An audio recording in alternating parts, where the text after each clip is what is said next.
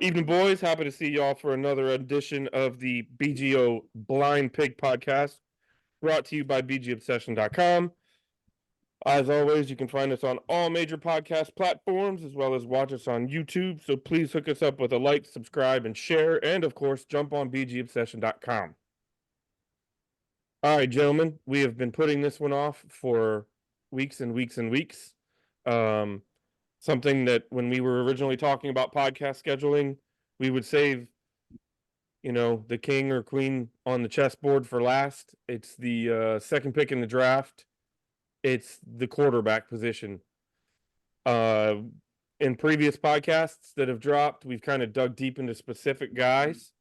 Tried to break it up so that it's, let's look at a day one guy and a day three guy, a day two guy and a day three guy, whatever.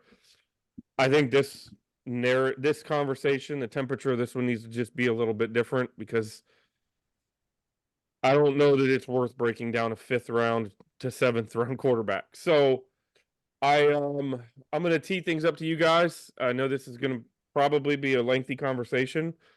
Quarterback. What do we do? Do we stand pat at number two? Is it Daniels? Is it Maye? Is it McCarthy? So I had a conversation today on the board at BGO with another member talking about his comment was he's a big trade down guy. And his comment was in relation to a trade down is, hey, if there are four good, reasonable guys, why not trade down? And I pushed back on that, and I'll continue to push back on that because if you have a GM who says, yeah, there's four good quarterbacks, that guy needs to be replaced because yes, they're at that level, they're always going to be good quarterbacks, right? And there's going to be subtle differences, but we know that less than half of the quarterbacks, I actually ran numbers today, less than half, well below half the quarterbacks picked in the top 10 picks of the NFL draft in the last 20 years, less than half of them, forget being stars, less than half of them became viable starters. So it's already extremely difficult to get that pick right. So to me, it's like you're at that number two pick. I'm not saying I wouldn't trade down no matter what, because there are sometimes when you get an offer where it's, and maybe there aren't enough differences to justify not taking that offer. But for the most part, we're paying Adam Peters probably not enough money, but we're paying him a lot of money to say, this one is the one. This is the guy. And he has to say that with all authority and all confidence. And it doesn't allow for you to say, well, we'll just take a chance on the guy one pick later. You just can't do that. You almost have to pull the trigger at number two, barring some unforeseen, Chicago Bears scenario. You just have to, because you only get one shot at it very rarely, in a time period, and you got to get it right. You got to get it right. And that means taking your best shot at the guy you think is the best chance to be that franchise quarterback, and you do it at number two. That's my 2 cents. Trading down is such an attractive option, right? We've all convinced ourselves, and we watch every year teams get all this credit for building draft capital and stocking up on these picks. And it always gets lost in the conversation that, man, if you're going to trade down in a draft like we have now, where you pretty much have to have a quarterback, right? We've committed to getting a quarterback. Brother, if you can trade down from 2 to 13 and then still get a guy, the problem is once you've done that, if you don't get your guy, if there's not someone on the other end who's willing to deal, or if somebody else jumps up ahead of you after you've traded down and takes the other guy that you thought you were going to get, it just brings in way too many moving parts, and it scares the hell out of me. And if I'm a professional GM, I don't gamble like that with this kind of draft capital. So it seems to me that if it's certainly looking like they're high enough on one of the two big guys, right, Daniels or Maye, that it's likely to be one or the other of them, which is probably what we'll spend most of the night talking about. If they're in love with Michael Penix and they're 100% sure they can get him at 22 or a number like that and walk away with a bunch of draft capital, power to them. But man, that's a really speculative thing, and I just don't see that happening. So I was, and I don't think this is any secret, if you've listened to the pod at all since January, I was a Sam Howell guy. To some degree, I'm still a Sam Howell guy, which I find very intriguing because 2 years ago when we drafted Sam Howell, I was the guy that said, what the hell is everybody all excited about a 5th-round quarterback for? Because if he were all that in a bag of chips, he wouldn't be a 5th-round quarterback. Now I think he's one of those guys that was way underdrafted. But we're not really here to talk about Howell. When we had Howell, though, I was a trade down guy for obvious reasons. If you're going to keep Howell, you can afford to play around with that.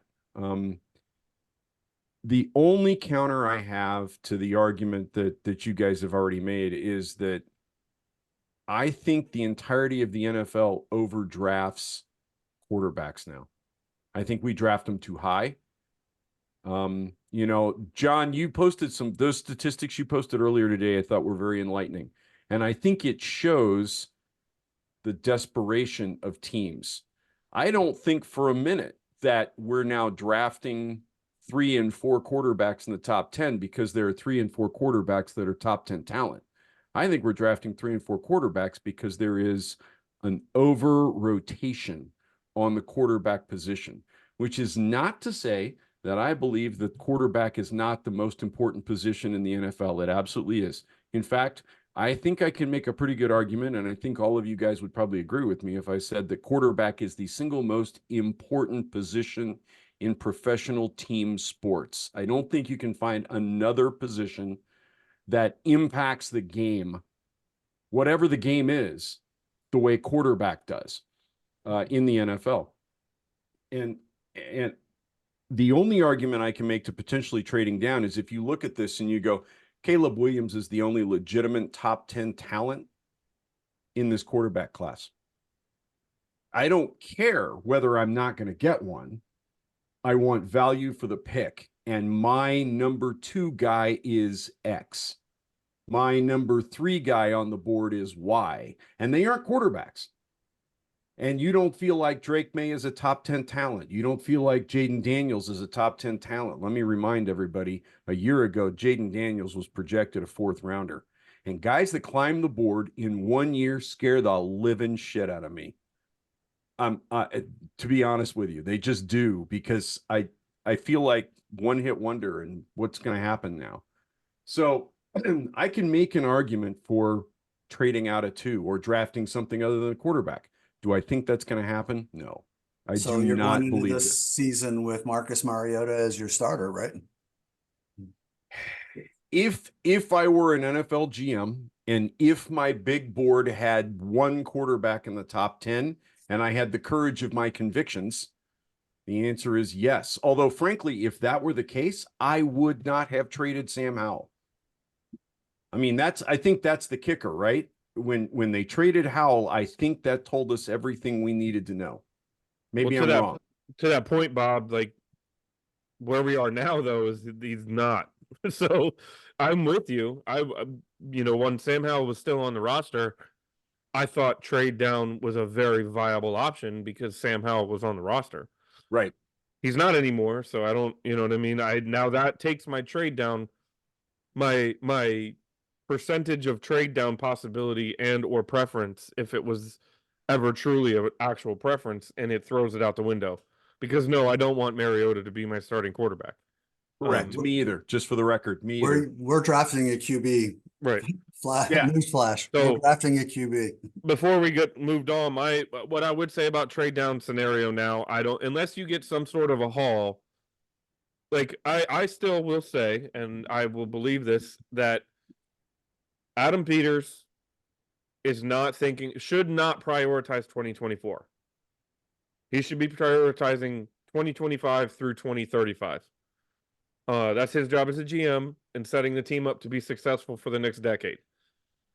So, in the situation where you get a Ricky Williams trade or something that is completely asinine that you just can't turn down, absolutely, that's something that I would truly consider, and I would think it would be dumb not to have a lean year in 2024, but set the team up with complete and utter, power going forward. But I don't think that's going to happen. If you're telling me that we're going to trade out of 2, we're going to drop back 10 places, and all we're going to get is a 25 first-round pick for it, no, I'm not on board with that. If you're telling me that we're going to trade out of 2, we're going to get 2 firsts this year and a first in 25, now we're starting to have a different conversation. But it depends on it would have to be a very large return on investment. It depends on how far we would be going back.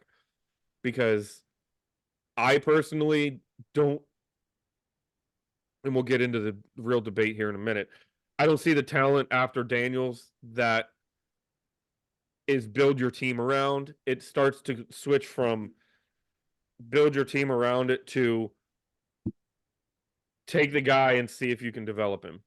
And you could almost argue there's one guy in the top 3 who is already that. Which, by the way, we've been doing that for 30 fucking years. So, right. And to that point, John, we've been trying to do that for 30 years. I'm not for that.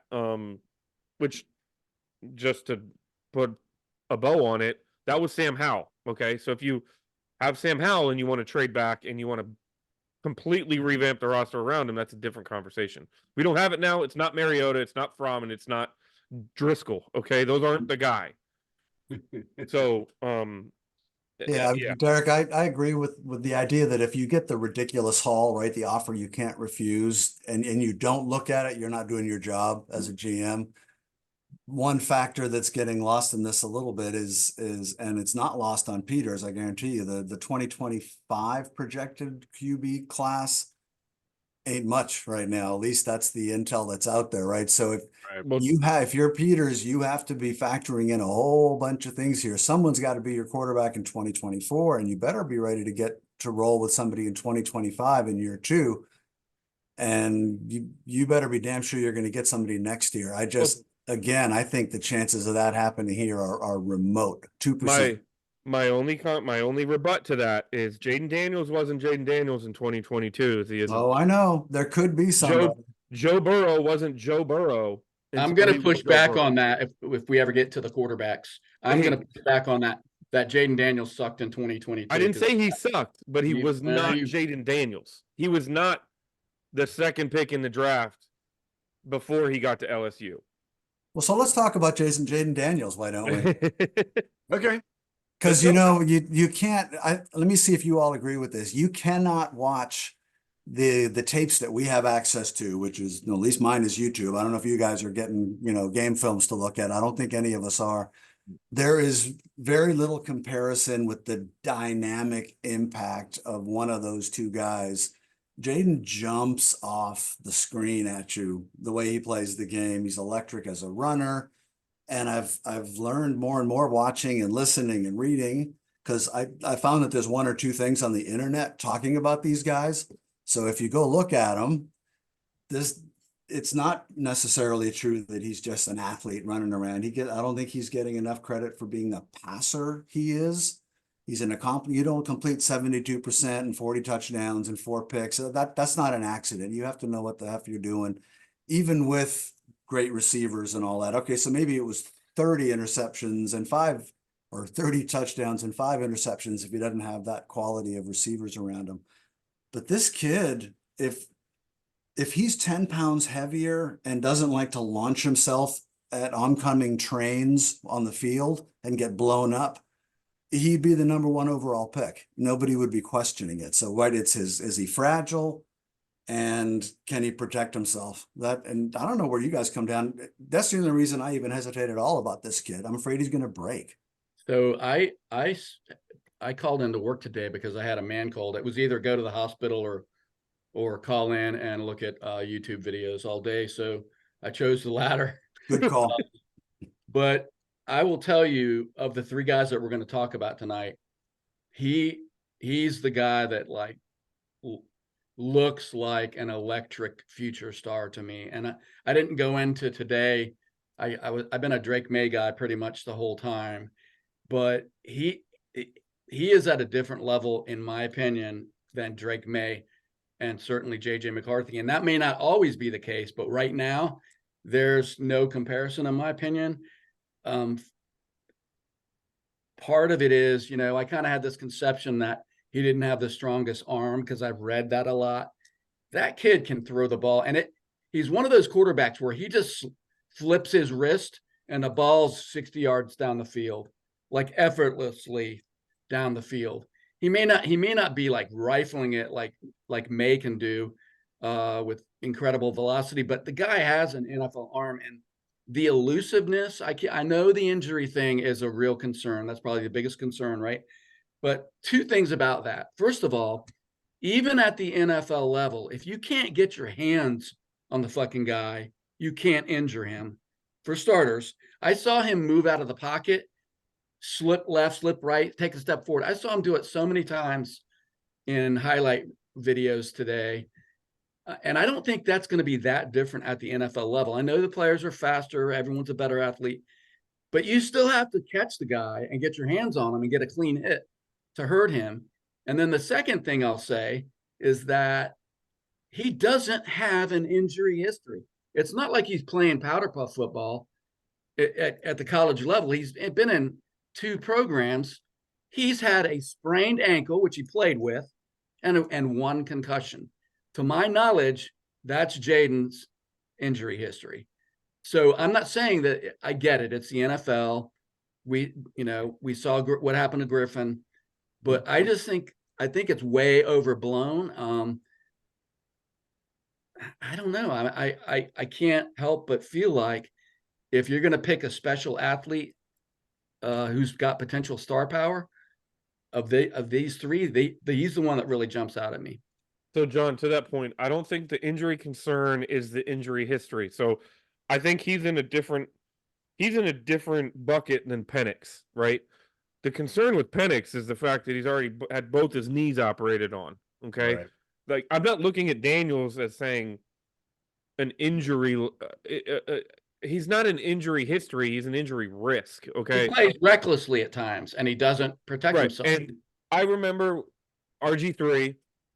They were like, people were petitioning to get professional baseball players in here to show him how to slide. Okay, I watch Daniels run, and some of the choices he makes when he's running the football, you just look at him, dude, it's not worth it.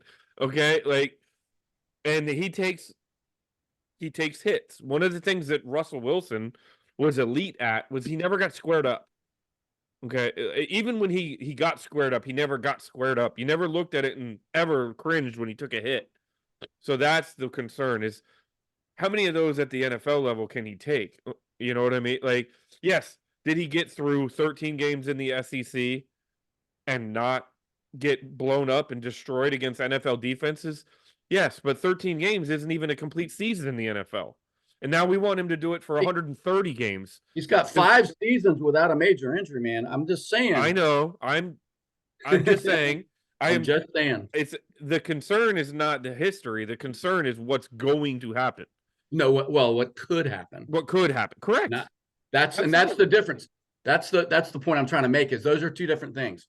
What's going to happen, nobody knows. Well, what I mean is, what is going to happen? Is this going to happen where he gets hurt, or is it going to happen where he doesn't? I will tell you, and just to put my name on it, or put my stamp and flag in the ground, of the quarterbacks, he is the best one. He is the best quarterback talent. I think he throws the ball as good as anybody. I think he's capable of making all the throws. I think he can read the defense as well. I think he can throw over the middle.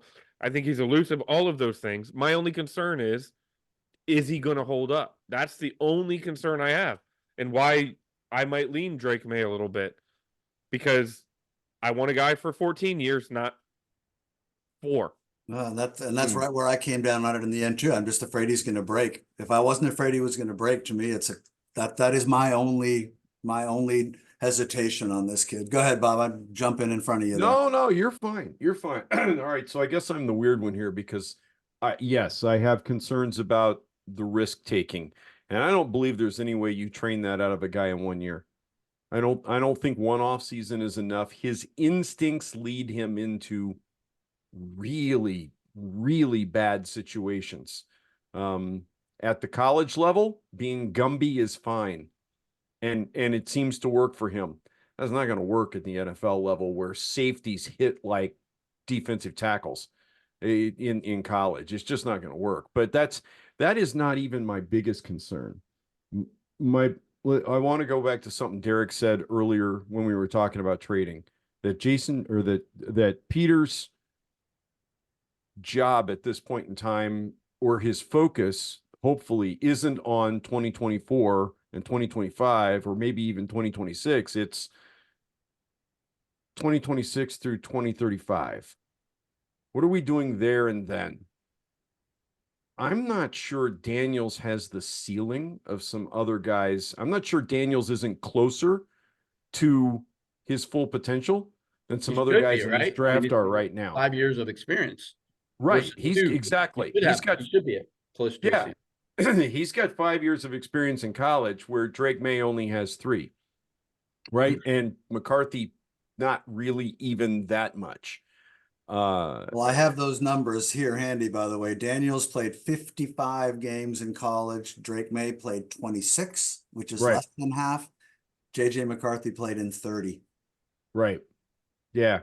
So that's a concern for me. Another concern for me, and again, Mark gave the caveat at the beginning of this that we don't get to see all the tape. We don't get the coach's tape, and it's probably a little difficult to pick some things up when you're not staring down the barrel of the all 22, right? But I've got a buddy who is a Louisiana native and a diehard LSU fan. He bleeds purple and gold. And his biggest concern with Daniels has always been finding the second receiver.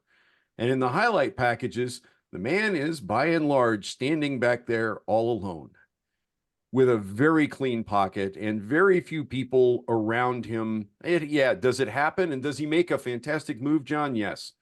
But by and large, he didn't have a lot of pressure.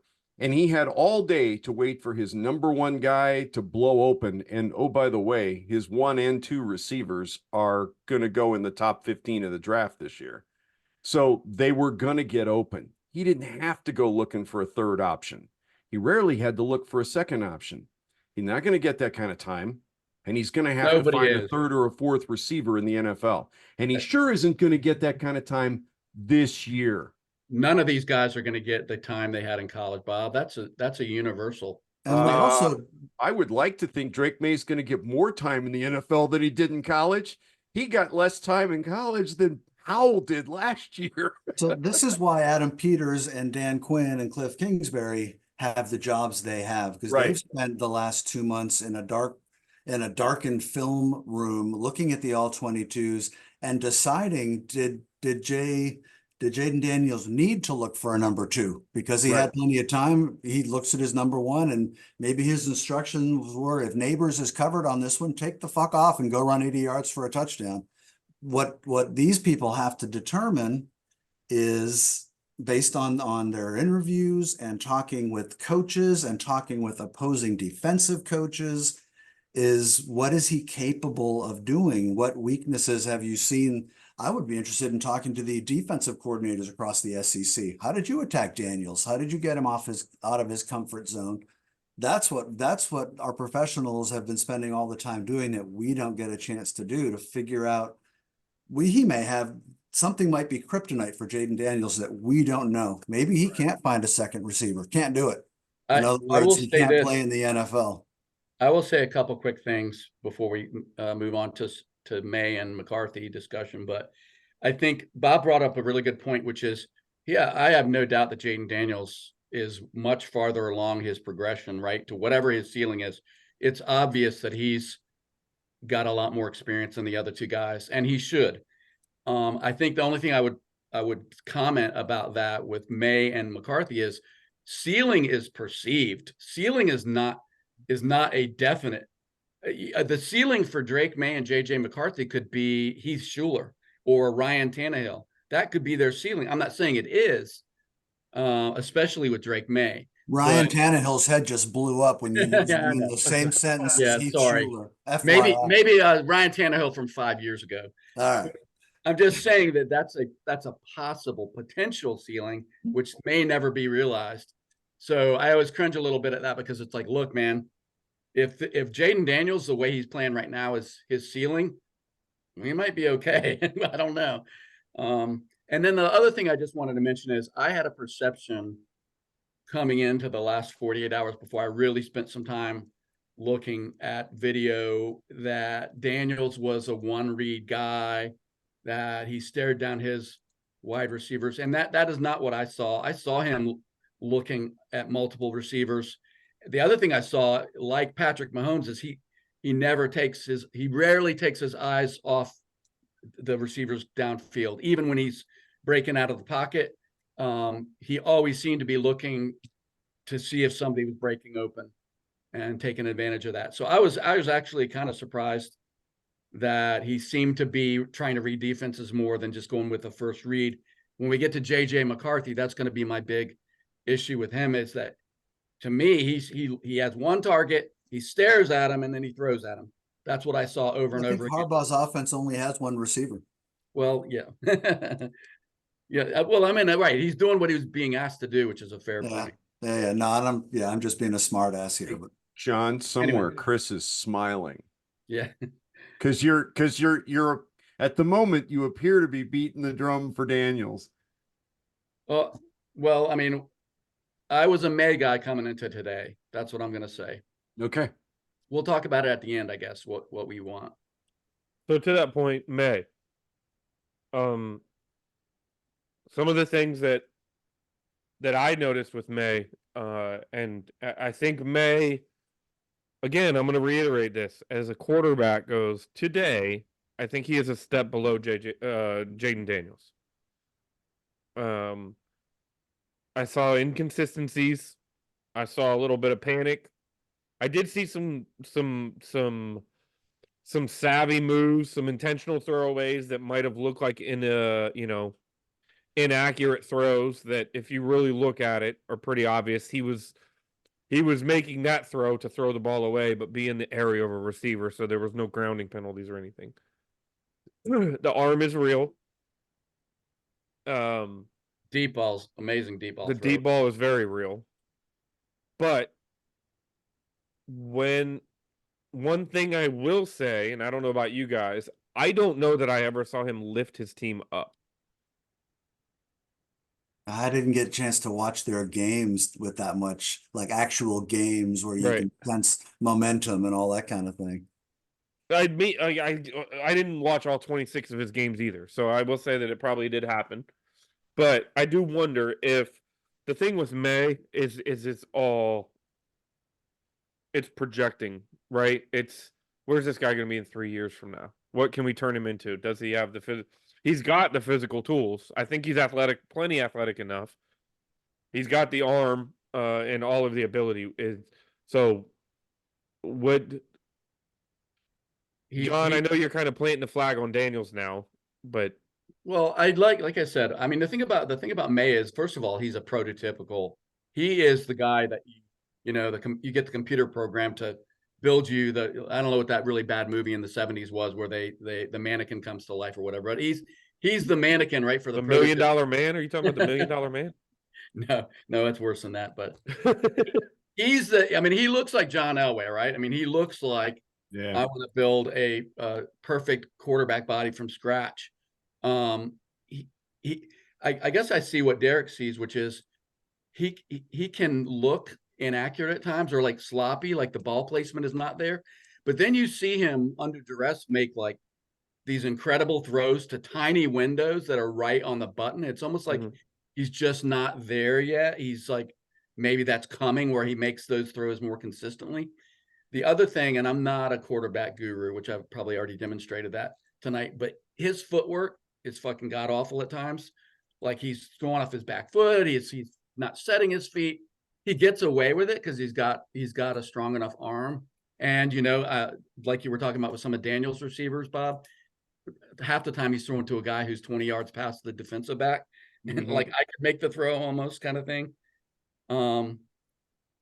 So I don't know. I mean, I would not be at all upset if they went with Maye. And I think Maye would be the less risky, in some ways, the less risky pick. Just because of like what you talked about, that the ceiling is so high and he's so physically talented. I don't know that I believe he's that much better just setting aside the physical part, that he's that much better than Sam Howell was. I kept having that thought today watching him. I'm like, he doesn't do anything that Sam Howell couldn't do, other than that he's bigger and stronger. And can see over the line, right? I mean, Right. we laugh at that, but it's a thing. It is a thing. So I could make a case for Drake Maye, and if I was going to do that, it would be this way. I watched the NFL playoffs again this year as closely as I ever do, watching how quarterbacks impacts the game in the playoffs. And at the end of the AFC Championship game and at the end of the Super Bowl, the best quarterback in the league, Patrick Mahomes, did what modern NFL quarterbacks have to do if you're going to succeed at that level. NFL defenses don't let him throw deep down the field anymore. They took that away after year 2 when he threw 50 touchdown passes or whatever. Well, it doesn't help that he doesn't have Tyreek Hill on the field anymore either. But It doesn't, Eric, but defenses they don't give the deep ball in the playoffs anymore. The field is compressed, and you are going to have to drive your team down the field in the clutch 2 or 3 times in the second half and score touchdowns to win those games. Reason I'm saying that is Drake Maye, I've seen more in watching his tape, has that ability to drive the ball into tight spots over the middle. Doesn't mean Jayden can't. It means Jayden hasn't had to, and we haven't seen it yet. Drake Maye has that NFL arm to drive the ball into tight windows. He's not afraid to do it. He seems accurate enough that if you're going to make the case that 3 or 4 years into the development of one of these guys, which one is more likely to be operating in the pocket, on schedule, getting the ball out quick into tight windows, I could make a case that Drake Maye might be that guy if we're comparing these two. And if they end up drafting that kid, I suspect that's going to have a lot to do with it. They think he's trainable. They can fix the mechanics, because he's played, 26 games. He's 21 years old. He's just a baby. In 2 years, after 55 games like Jayden has had, and he's cleaned up that footwork and has that NFL arm and the willingness and ability to throw into tight windows, that's an attractive package in a young quarterback. And if I'm Peters, that's what I'm weighing is, can I project him to be that guy in the fourth quarter in Green Bay in January in the playoffs to conduct that drive? Does he have the tools? And that's what I'm looking for. And he can hurt you with his feet as well. He's not just He can. one-dimensional. Yeah. And that's actually where I was fixing to go. I mean, all right, I freely admitted he is not Jayden Daniels when he's running the football. Jayden Daniels is electric. He reminds me very much of Griffin. He reminds me to a certain degree of a very young Cam Newton, as well as the kid up the street in Baltimore, right? I see a lot of those things. You're talking about Jayden now? Yeah, well, yeah, Jayden is that guy. Yeah. I saw a lot of Jalen Hurts but comparisons. You know, when I look at Drake Maye, I see a lot of Justin Herbert. Josh no, Allen. I'm thinking about the kid in Buffalo. Josh Allen. Josh Josh Allen. Allen.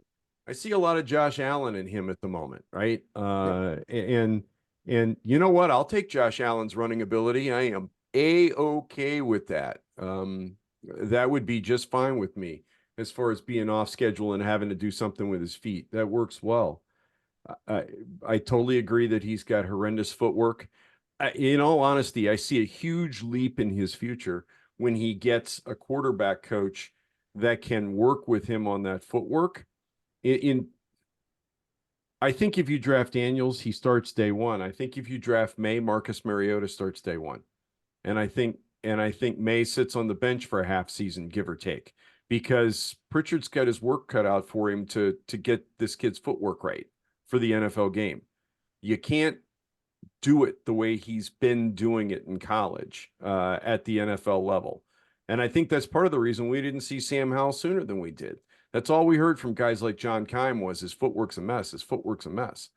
And it took him pretty much a year working with coaches off on the side after practice with the third team, running the scout team to get his feet right and become the guy that we saw the first 3 or 4 games last season. So that's kind of what I see with Maye, but I kind of throw out the whole lift his team in college thing. Pat Mahomes' record in college is nothing to write home about. It's not an amazing record. Zach Wilson hardly lost a game. Which quarterback do you want in the NFL? I think you want Mahomes. So I'm not paying a whole lot of attention to that. I will tell you that I had the thought looking at both quarterbacks, which one would be more successful if we switch teams? And I think Drake Maye would have put up really serious numbers at LSU, throw into those two receivers. And I'm not sure Jayden Daniels' season would have dragged him into the top 3 discussion if he'd been playing at North Carolina or stayed at Arizona State. Just my 2 cents there. So let me jump in on this. Well, I know we're going to move on to JJ, but what we're talking about now are projections and their physical traits. I know John wrote a really strong post on BGO today about the intangibles thing. And to me, that's what we're really, and that's what Adam Peters is going to be looking at. All of these guys that we're going to talk about have NFL quarterback bodies and abilities. They can all throw, they can all move, they're all smart, they're highly successful at the second highest level of football in the world and in major college football. What's going to separate them really are the projections of things like their work ethic, things about how you project 3 years from now, are they going to take their craft seriously and be taking care of their bodies and studying film and putting in the extra time? How are they going to react to having money for the first time in their lives? Are they going to stick with the run with the boys and be kids and not grow up, or are they going to learn to be a professional and handle their business? What happens when, well, I alluded to this a minute ago, when NFL defensive coordinators, and they will figure out what you do well and they take it away and force you to beat them some other way, which one of these guys is the most likely to develop that kind of thing? That's what's going to separate these guys ultimately. And that thank God that Peters and them have access to the interviews and the coaches and the high school coaches and the strength coaches and everybody else, and they can find out those kind of things and try to project them forward. That's where the money's going to be made. And so, John, I mean, kudos for posting that. You're 100% right. It's going to be all about the intangibles. I just wanted to add one little thing to that before we talk about JJ, and that's that I know a lot of people, when you start talking about intangibles, are like, how does he interview? How does he, does he seem like a leader? All of those things, which I mean, those things are all important, but I think it's also, there's an aspect of it, which is when the game is on the line, does the guy play his best ball or his worst? When the situation calls for running it up the gut or rolling the quarterback out and putting it in his hands, does he want the ball in his hands? Do the guys around him play better when he's in the game? Do they want the ball in his hands in crunch time? All of those kinds of things. And I say that because I did go out and watch interviews today of all 3 guys, like repeated interviews. And I will tell you right off the bat, in order, if you were basing it on how they interview, McCarthy is number 1, Drake Maye's number 2, and Jayden Daniels is way behind those 3 guys, just as far as how they present themselves verbally. But I think you could make a strong argument that Daniels specifically, in crunch time, he absolutely is one of those guys. He can't stand to lose. He wants the ball in his hands. He's going to thrive under pressure. And all these guys have some component of that, but the whole intangible thing, it's not just about like that you present yourself well. It's a lot of other things. And that's why it's so hard. That was the gist of what I wrote today, is that's why it's so freaking hard to pick the right guy, is because those things are not easily measured. Not even by GMs. We look back at RG3, and I remember thinking in that amazing rookie year that this is great. He's shown that the moment's not too big for him. He's an electric runner when he takes off. He's got a strong arm. Hopefully he'll learn to play NFL quarterback, right? Because he's going to have to if he's going to survive in the league. He couldn't. Even after the injury, he had a chance to stick in the NFL. He never learned how to play the position, get rid of the ball quick, read the defense, change things, be a pro. I don't know how you project that forward. You make a best guess, but that's why it's so hard to pick these guys, right? That's why someone like Ryan Leaf, Yeah. Bobby Beathard chose Ryan Leaf and chose him number 2 overall, and the guy was a complete meathead. The minute he got drafted and got the money, he just turned out to be unable to handle himself. Traded up Yep. to get him, by the way. I mean, he wasn't just sitting at number 2. Beathard had to move up.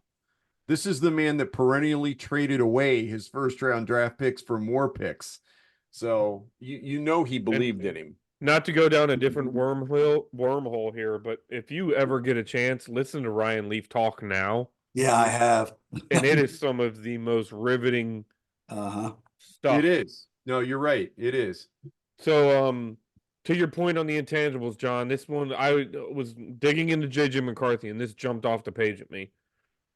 An NFL scout on JJ McCarthy said before he signed, he was telling other Michigan recruits that if they wanted to party and go chase girls, to go somewhere else. His class was going to be the one that restored Michigan. To have that mentality and then actually go achieve it, he's different. So I'm not standing on the table for McCarthy. I think he has the most X factor of all of them because there's so many holes you can punch. You can look at it and say, all right, well, if he's so good, then why did Michigan run the ball so damn much? Why didn't they identify him as being the best player on the field and say, all right, you go win us games? The opposite to that is, well, he didn't have to do that much because their running game was so damn good. He only did what he was ever asked to do. And all he has for that is hardware, you know? What's better than a Heisman? A natty.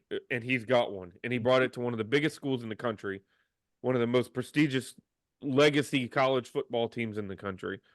So I guess And the he argument played for there one of the toughest, most difficult to play for head coaches in Yeah. college football history, and the guy's his biggest fan. And I think that says something.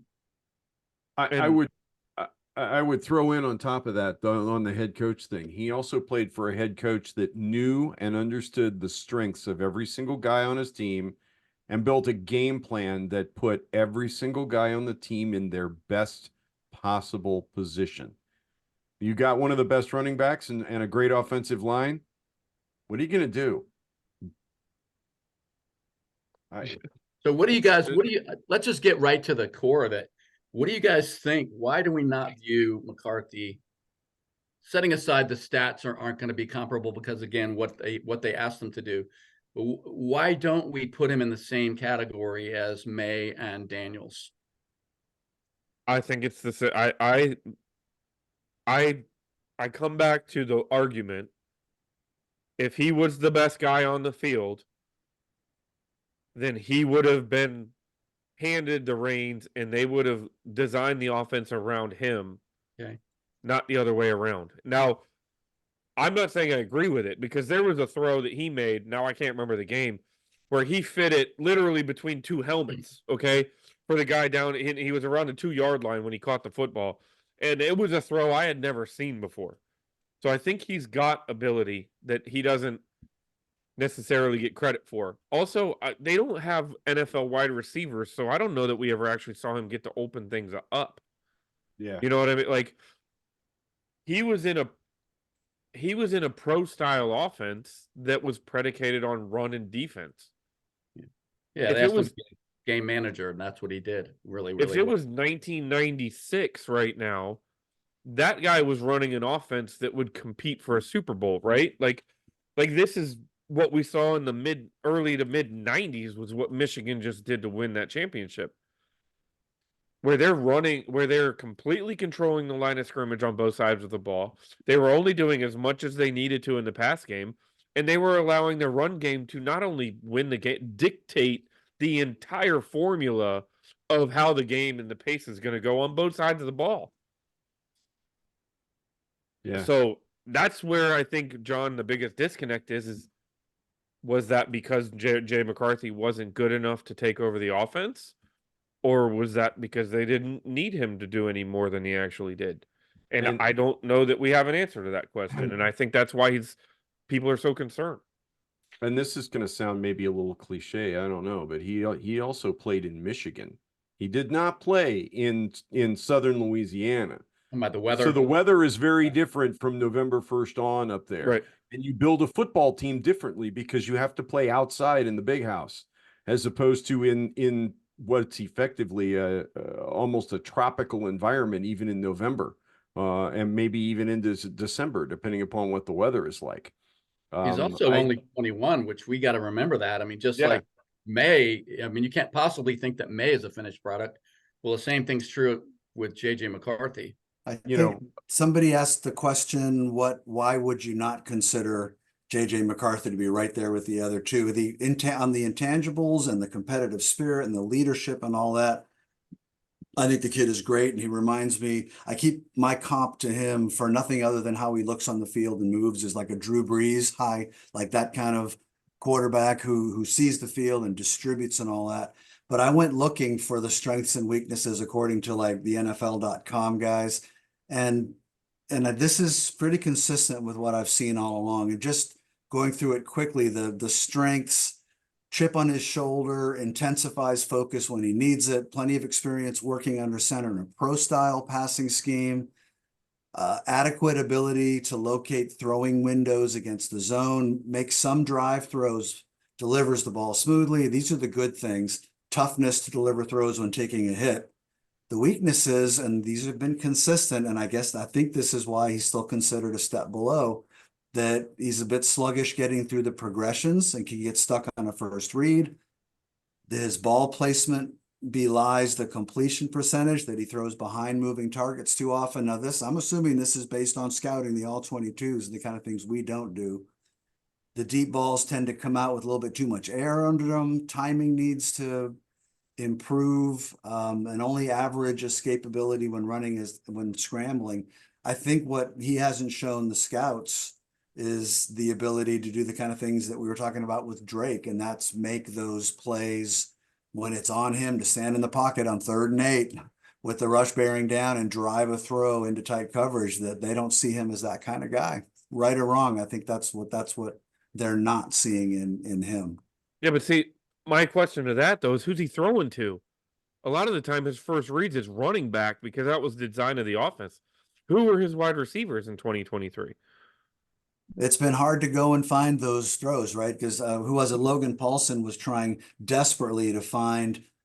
He said, I remember him saying that I'm going through all of his tape and looking for throws that I can translate to the NFL. Okay, there's an NFL throw and grade him based on that. He said there were so few of them. I don't know if that's the fault of he's not making the throws as opposed to he doesn't have the option to it because they haven't called that kind of play. I don't know. But if I would say 90% of his throws are across the middle.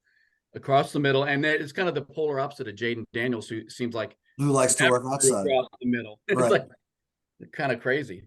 Yeah. One thing I wanted to throw out there, I did not see a single highlight play where Maye was under center, not one time, nor Jayden Daniels. How big of a deal is that? I don't know. I don't know. With not knowing what kind of offense we're going to run. Yeah. It makes you wonder though. I mean, that's got to be a big deal, right? They will be whoever our quarterback ends up being will be under center. There's a lot more shock. I remember Joe Gibbs wouldn't even do a shotgun for his first 6 or 7 years. The times have changed. No, we'll have a quarterback who's in shotgun a lot. I mean, Mahomes is in shotgun a lot. I don't know what the percentages are, but whoever is our quarterback is also going to have to be able to run play action. That's the NFL. Give me a second, Derek, and then I'll let you have it. John, you posed the question. Why is McCarthy a step back from the other two, or maybe more than a step back from the other two? Just look at the rushing statistics. The other two are lethal weapons in both aspects of the game. McCarthy is not a lethal weapon in the rushing game at this point in time. Yeah, now, I want to cement your point, Bob, and then I'll hand it back to you. Jayden Daniels ran for 1,134 yards in 2023. JJ McCarthy ran for 202. Right. That's how dramatic the difference you're talking. I'd be willing to bet you that Jayden Daniels is probably one of the top 5 running backs in Division I this year by yardage, right? Whereas McCarthy's barely making the team in terms of rushing the football. And I think that dual threat, just look at the quarterbacks that are getting taken in the NFL right now, and look at what they do. The top guys have to be something of a dual threat. Or at least that's the way it looks, unless you are Peyton Manning. So then the question is JJ McCarthy Peyton Manning? And I don't know the answer to that. I'm guessing that Peters has a pretty good idea, and if we could shoot him full of truth serum or enough of Mark's bourbon, we might get a straight answer over the whole thing. But I think that's your answer, right? He's not electricity. No. Well, the other thing, to be fair, as 100%, looking at everything here, JJ McCarthy's 6'3", and he weighs in at about 200 pounds. So if we have concerns about Jayden Daniels' body type, McCarthy is 220, brother. he might have weighed in at 220 at the combine, but so did Daniels. Daniels weighed in at 210. I took the weights all from Yeah. the NFL. They're not going to play. He's not going to play at 220. I promise you that. Probably not. Do you know what Kirk Cousins is, by the way? I went and looked this up because I knew it was going to come up. Kirk Cousins is 6'3", 205. Mm-hmm. And he's managed to survive. I think the conversation there is that McCarthy's game is not predicated on running the ball and exposing himself to different types of hits. Yeah, to me, well, he does take foolhardy chances, McCarthy. I saw him on at least 4 or 5 plays where he basically pounded his way up the middle, bouncing off guys that were twice his size. So he's got some of that same concern about not protecting himself that Jayden Daniels has. Don't you wish we knew what kind of offense we were going to be running while we're judging these guys? Because we're running not the air raid, if we're San Francisco and you're looking for a Brock Purdy type clone, I mean, JJ is a no-brainer. He's the point guard of these 3, a true point guard type player. Maybe Drew Brees. I keep using that. He's Alex Smith, man. That's who he reminds me of. But I don't think that's what we're going to be running. I think we're going to be asking the quarterback to move, throw on the move, get out of the pocket. So no, he doesn't have the dynamism that the other 2 have. No question about it. One other thing to just tie a bow on this JJ McCarthy conversation. Blake Corum, his running back, had 27 rushing touchdowns and averaged 4.8 yards per carry. I mean, we're talking 27, like that is unheard of. In 15 games, he was averaging almost 2 touchdowns per game as a running back, just carrying the football. So at some point, do we really have this conversation? Why would you put the ball in the air when you have that effective of a run game?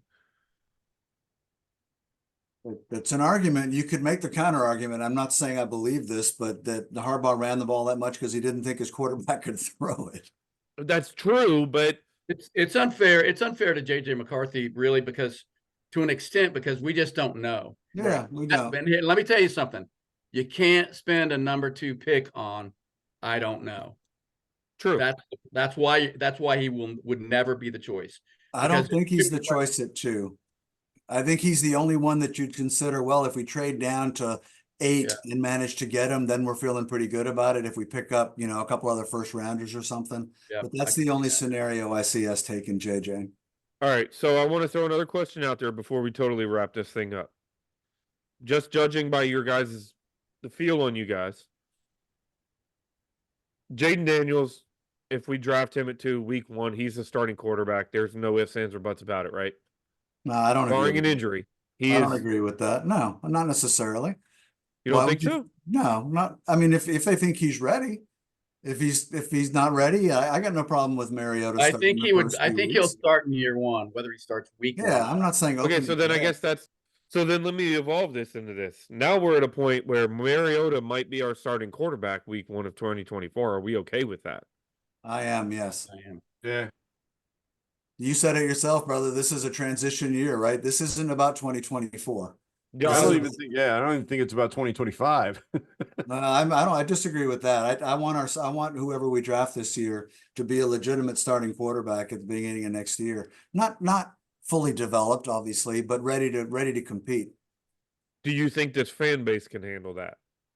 Nah, fuck them. I don't think that this administration gives a rat's ass I what don't the fan base exactly. thinks. I Yeah. really don't.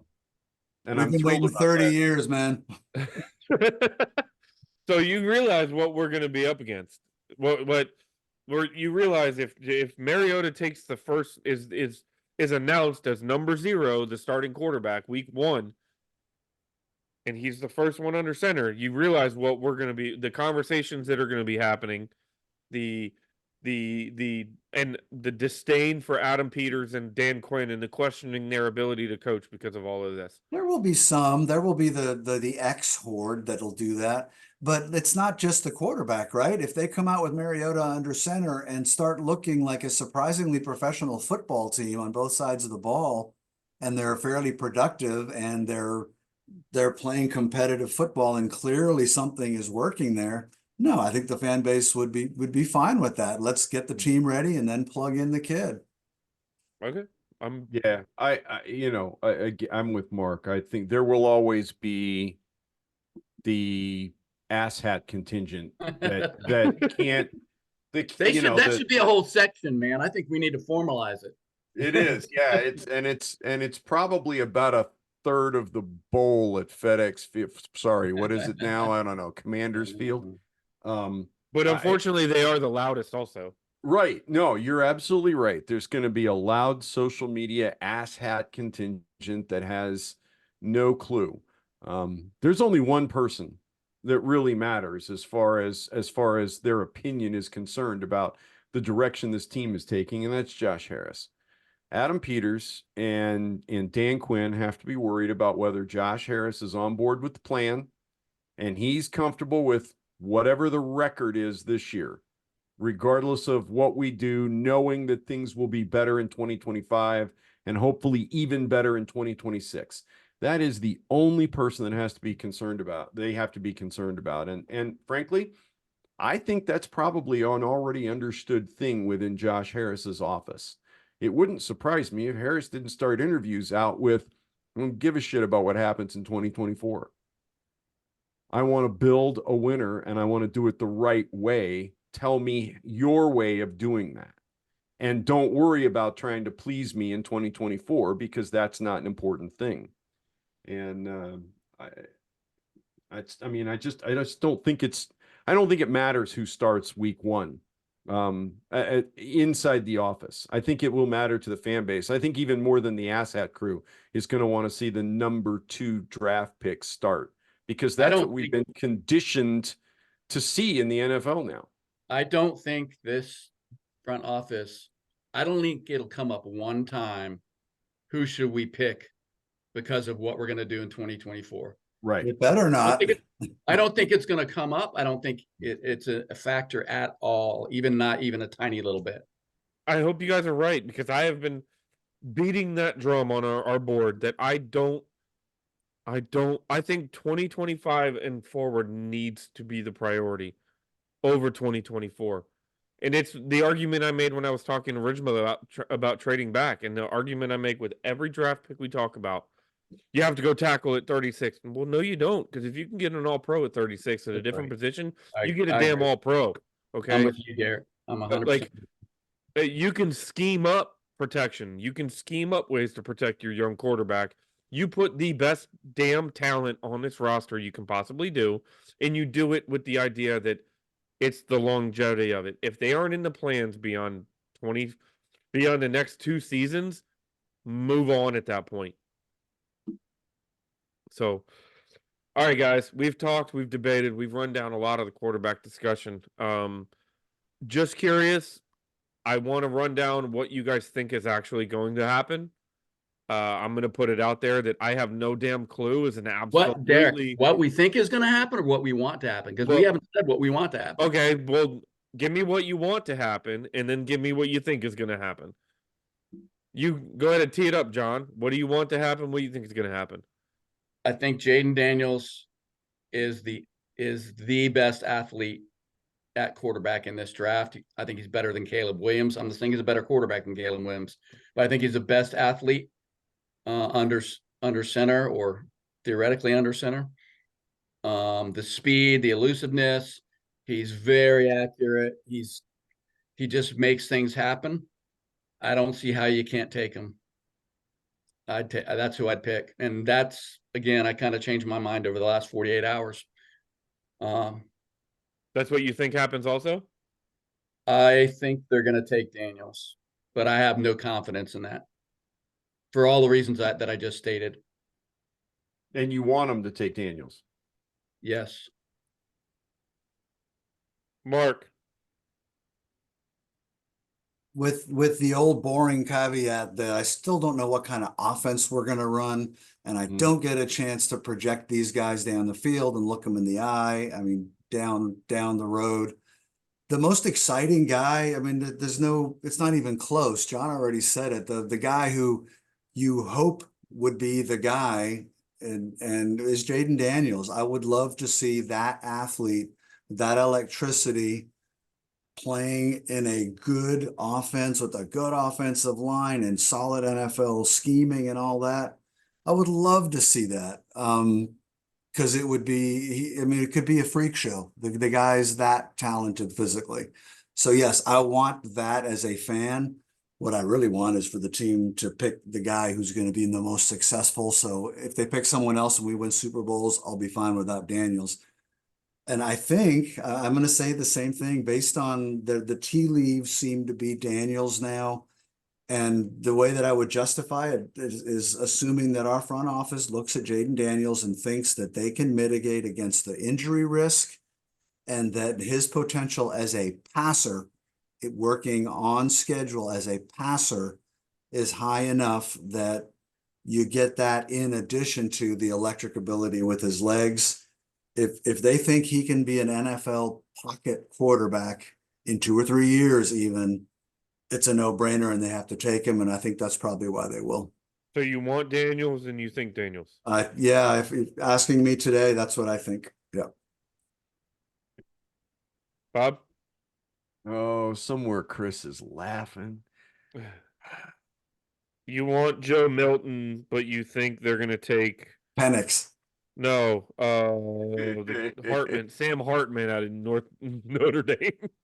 Yeah, no. If I were going to do something like that, it would be crap. I don't remember the guy's name at the moment. You'd have us trading for Sam Howell is what you'd do.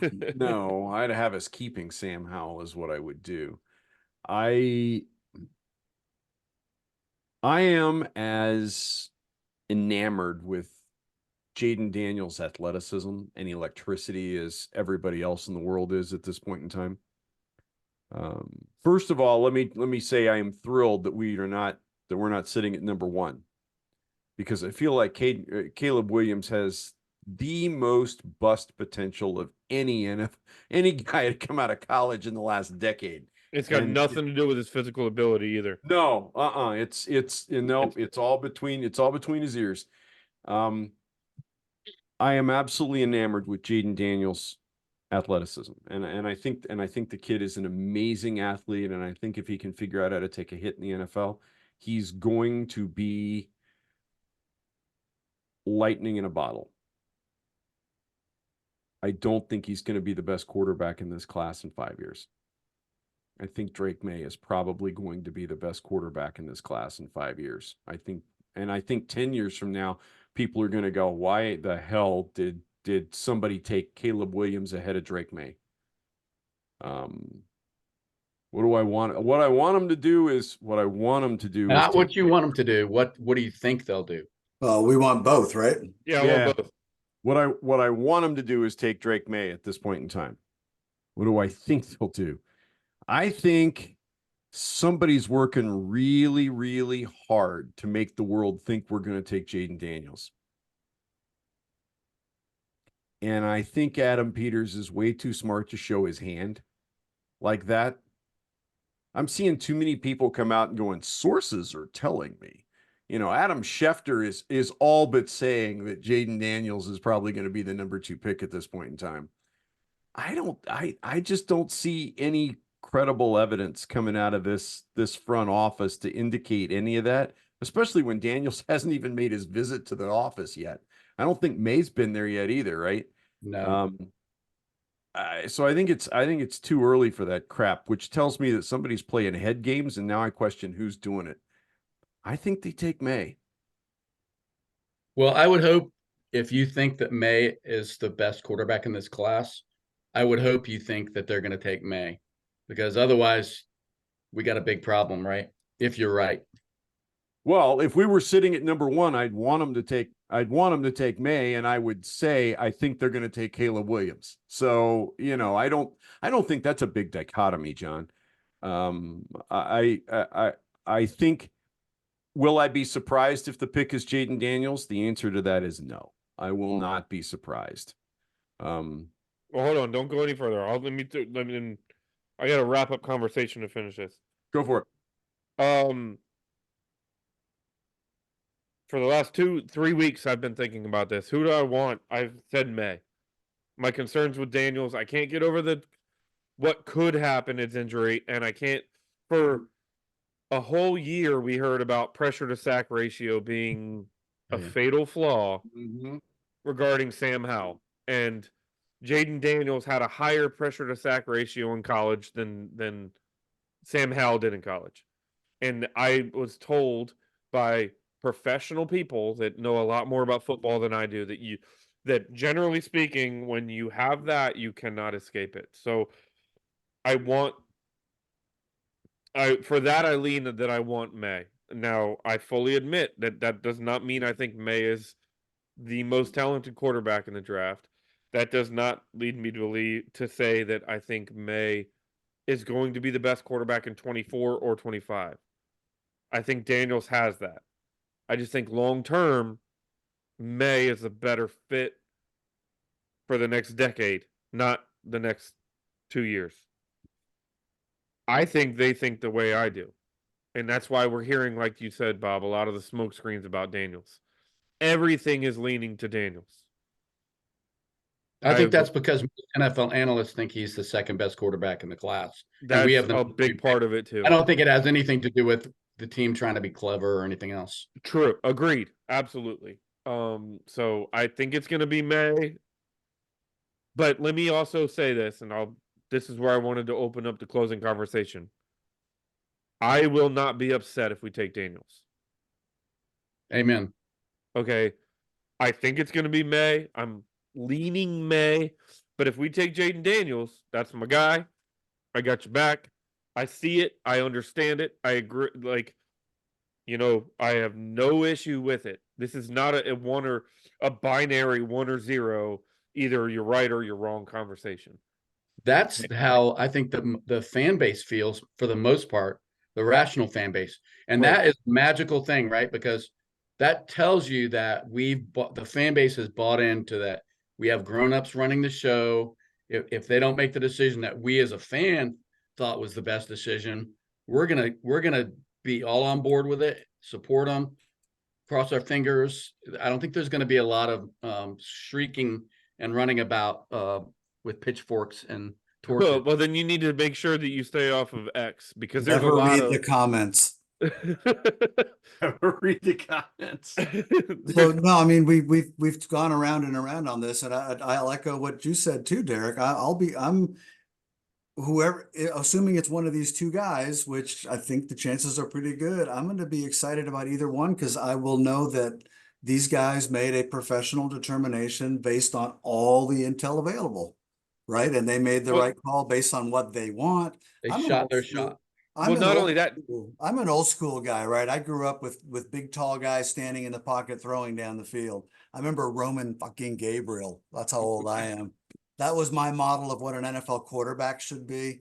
And so Drake Maye, of course, he's that guy, right? He's the big, tall guy whipping it down the field. I love that. And if he's that guy and they think he's that guy, bring him in. If they think the other guy can do that and run around like Superman, by the way, for a few years while he's young, that's pretty exciting too. I'm going to be happy with either guy because I'm going to assume that they made a smart call based on all the info I don't have. Well, also beyond that, Mark, to take it a layer further, it's not just that I trust the people making the decision. I don't look at Daniels like he is a problem. Okay, like he's not Dwayne Haskins, right? Like I don't look at say that if you take Daniels, he's gonna fail. I think the two are so close in the conversation. They're different, but their level of hit ability is close enough that I'm okay with either one of them. I just have a lean. And it's not that it's just Peters making the call and that I trust them making the call. It's that I don't think there's a far enough drop off between the two of them that I'm going to get upset either way. Yep. 100%. All right, gents. It has been a long podcast, and I think this subject earned the right to have this long podcast. So we are Address your hate mail to @silentthreat. no, yeah, you can add silent threat all you want. There ain't no silent threat on this computer. No, But, you Come know, to we bgobsession.com and register your hate in the forums. We'd love to read Right. it. come to the forums, go to the YouTube page, and let us know why we're wrong, man. We clearly there are different layers of opinions going on here. So let us Yeah. know. Let us know where you disagree, where you agree. That's right. All right, fellas. It's been a pleasure as always. Love mixing it up with you all. And this pod will be rolling out Friday. So it'll be the last one we do before our BGO mock draft, our blind pig mock draft, actually, that we're going to be making picks. So tune in for that. Give us a like, a share, a follow on every platform. Catch us on whatever podcast platform you can. And of course, come to bgobsession.com. All right, fellas. Night, guys.